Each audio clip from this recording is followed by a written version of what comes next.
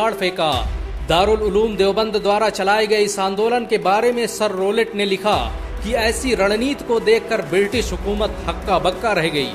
दारुल उलूम देवबंद ने भारत के लिए जो किया वो आज तक कोई नहीं कर पाया।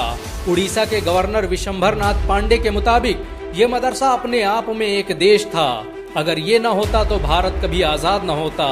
भारत की आजादी के लिए लड़ने वाले इस मदरसे के 50,000 से अधिक उलमाओं को अंग्रेजों ने एक साथ फांसी दे दी थी।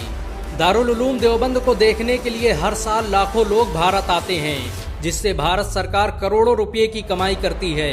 विदेशों से आने वाले लोगों के लिए देवबंद आज भी कौतूहल का विषय है। देवबंद से पढ़कर निकले करोड़ों लोग आज दुनिया भर में भारत का नाम रोशन कर रहे हैं। कोई भी देश ऐसा नहीं जहां पर इस मदरसे में पढ़ने वाले लोग मौजूद न हों। भारत में चलने वाले ज्यादातर मदरसों में देवबंद का ही सिलेबस पढ़ाया जाता है। दारुल उलूम देवबंद भारत का अकेला मदरसा है जहां पर हेलीपैड की सुविधा मौजूद है।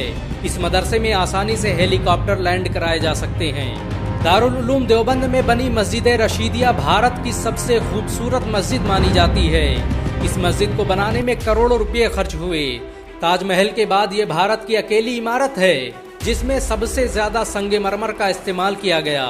मस्जिद रशीद को देखने के लिए आज भी दुनिया भर से लोग भारत आते हैं। दुनिया में दारुल उलूम देवबंद के अलावा कोई भी ऐसा संगठन नहीं जो बगैर सरकारी मदद के इतने बड़े स्कूल का संचालन कर ले। दारुल उलूम देवबंद का पूरा खर्च भारत के मुसलमान उठाते हैं। इसे आज तक किसी तरह के सरकारी फंड की जरूरत महसूस नहीं हुई। बहुत कम लोग जानते हैं कि अलीगढ़ मुस्लिम यूनिवर्सिटी की स्थापना में दारुल उलूम देवबंद का बड़ा किरदार रहा। इस मदरसे के कई उस्ताद अलीगढ़ मुस्लिम यूनिवर्सिटी की मजलिसे सूरा में शामिल रहे। मौलाना कासिम नानोतवी की मौत पर सर सैयद अहमद खान ने तो यहाँ तक कह दिया कि उनके जैसा आलिम अब दोबारा भारत में पैदा न होगा।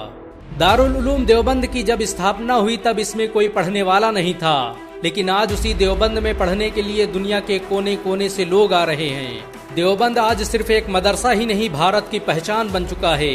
इस मदरसे ने हर दौर में भारत के लिए सबसे ज्यादा कुर्बानियां दी। भारत को जब भी जरूरत पड़ी दारुल उलूम देवबंद हमेशा सीना ताने खड़ा रहा। दारुल उलूम देवबंद भारत के मुसलमानों की आन बान और शान माना जाता है। मुसलमान इसकी हिफाजत के लिए अपना सब कुछ कुर्बान कर सकते हैं। अगर एक मुसलमान होने के नाते आपको गर्व महसूस हुआ हो तो इस वीडियो को लाइक और शेयर जरूर करें। ऐसी और वीडियो को देखने के लिए हमारे चैनल को सब्सक्राइब करें, घंटा जरूर दबाएं।